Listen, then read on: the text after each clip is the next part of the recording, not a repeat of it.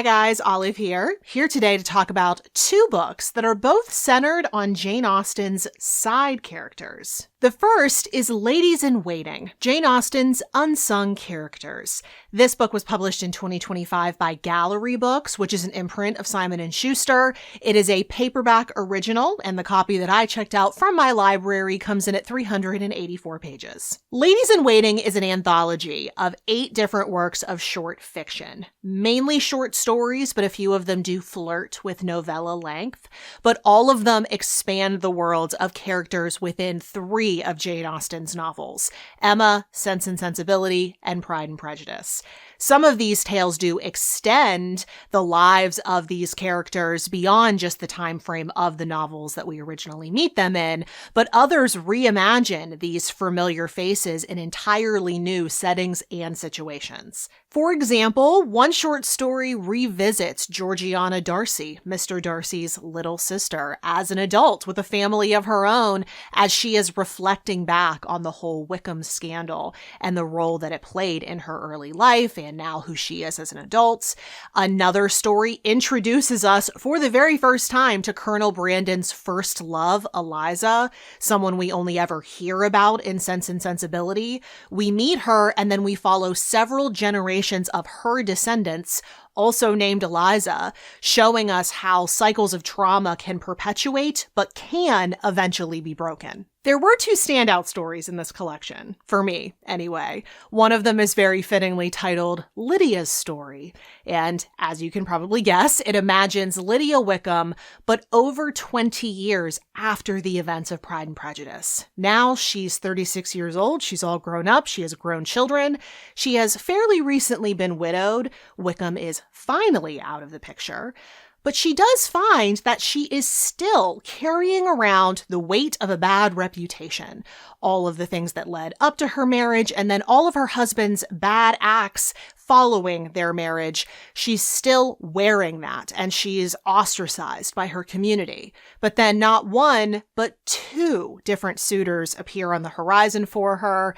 And once again, Lizzie and Darcy step in to intervene, this time not to save the Bennet name from being tarnished, but instead to give Lydia a real second chance at some actual happiness. My other favorite in this collection, though, was Sense and Sensibility and Snapdragons. And this one jumps forward in time, past the events of Sense and Sensibility, to focus on the youngest and often forgotten Dashwood sister. Yes, Marianne and Eleanor did have a younger sister, Margaret, and she is the focus of this short story.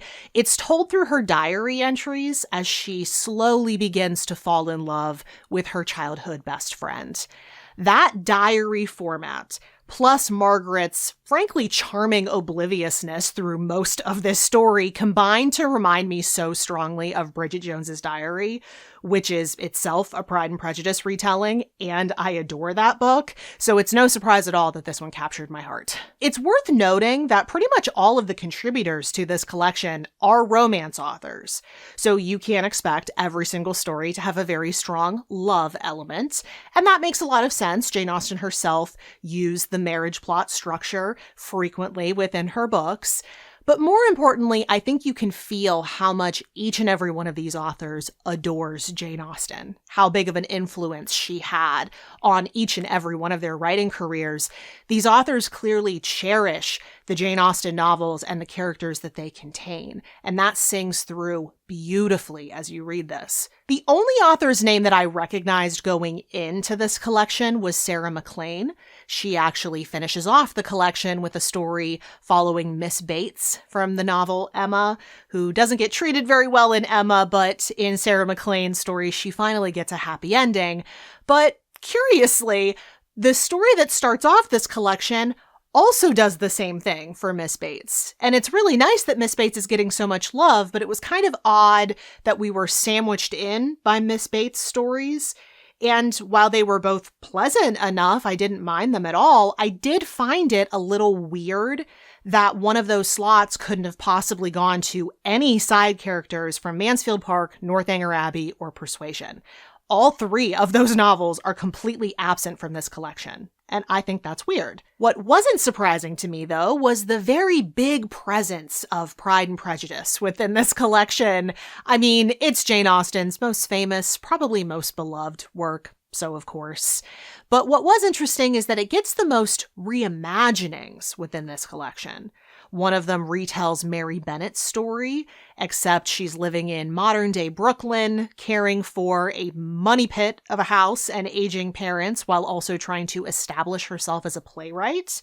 But then we also get introduced to a different version of Caroline Bingley, who lives in New Orleans, but right at the start of her story, she is setting out into the American West on a stagecoach road trip to marry a wealthy stranger, but naturally, complications arise. Overall, I found this to be a very sweet, very companionable collection. It was very pleasant to spend time with this book.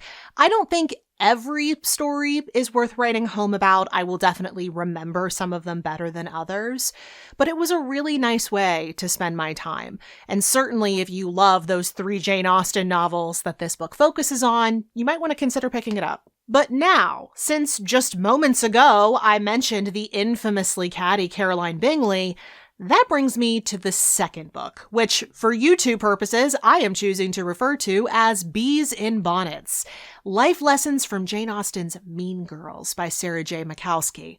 This book was published in 2023 by Prometheus, which is an imprint of Globe Pequot. It is another paperback original. It comes in at 226 pages. However, I read a free advance copy of this book that I received via Edelweiss for reviewing purposes. Like Ladies in Waiting, this book does examine Jane Austen's side characters, but instead of fiction, this is nonfiction. It's an essay collection, and instead of focusing on the side characters that are more frequently fan favorites, Makowski instead turns her attention to the antagonists of the Jane Austen world. All those characters that are really fun to root against.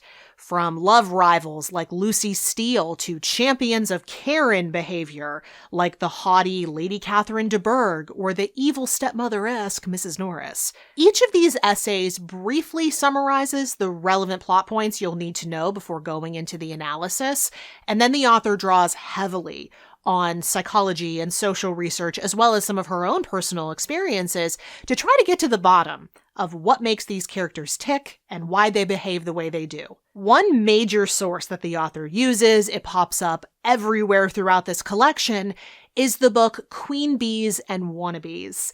And if you're at all familiar with mid-2000s pop culture, you'll know that's the book that inspired the movie Mean Girls. And for good reason. It's essentially the Bible on the sometimes nasty behavior of young women.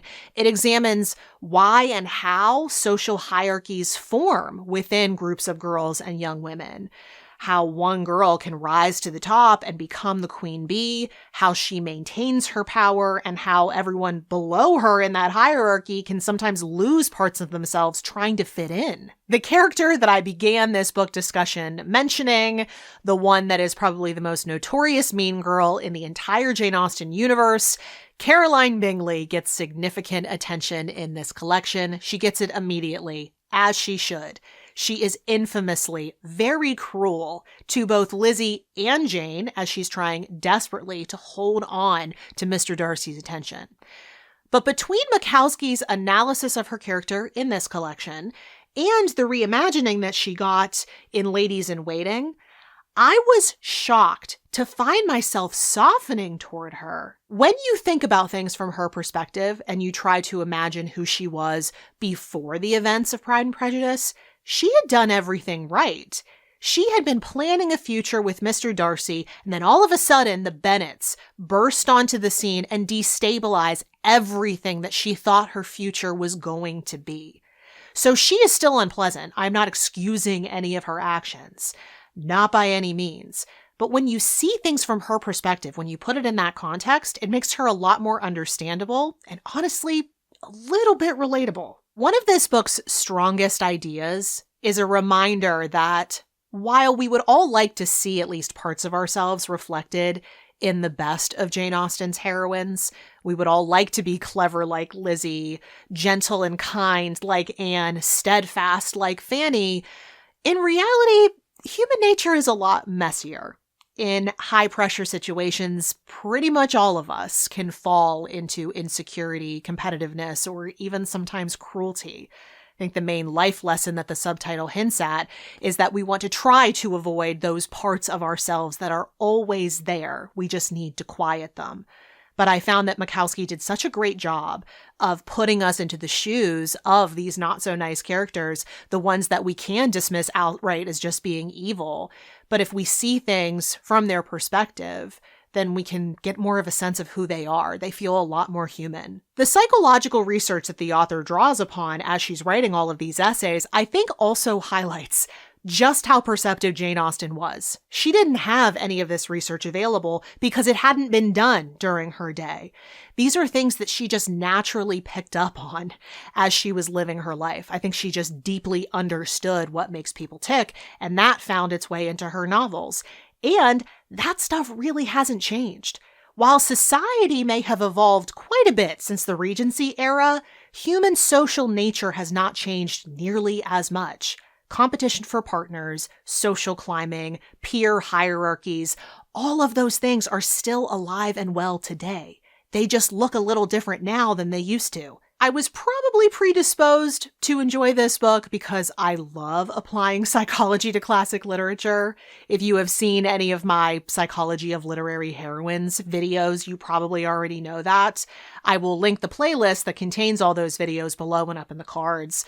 I would encourage you to check at least one of those out if you're interested in this book, because if you enjoy what I do in those videos, there's a high likelihood you will also enjoy this book because they operate in very similar territory. There was one element of this book, though, that didn't fully land for me. Makowski is very upfront that her research for this project began because of a negative experience she had with a previous female boss of hers.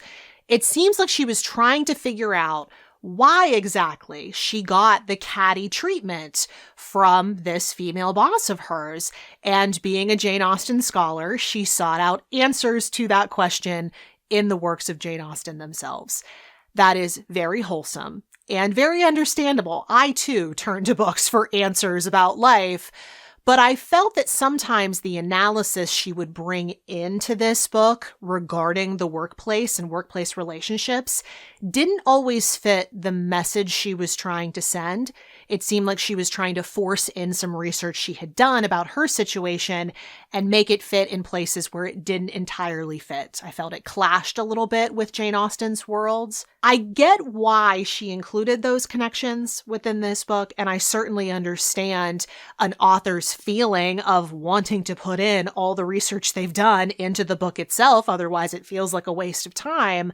But frequently, those inclusions felt more personal than necessary. Sometimes we need to leave certain things for our diaries. That said, this is still a very strong collection. It is so thought-provoking, and it will really urge you to reconsider characters that are far too easy to dismiss. Certainly, both of these books will appeal to die-hard fans of Jane Austen. If you've read all of her books, potentially even more than once, then you can feel free to jump into either or both of these.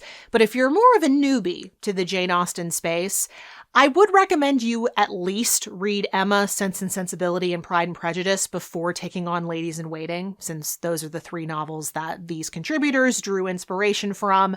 But if you want to go further and read Bees and Bonnets, you're going to want to have at least a familiarity with all 6 of her novels, as well as Lady Susan, since there are characters from all of those works that appear in this book.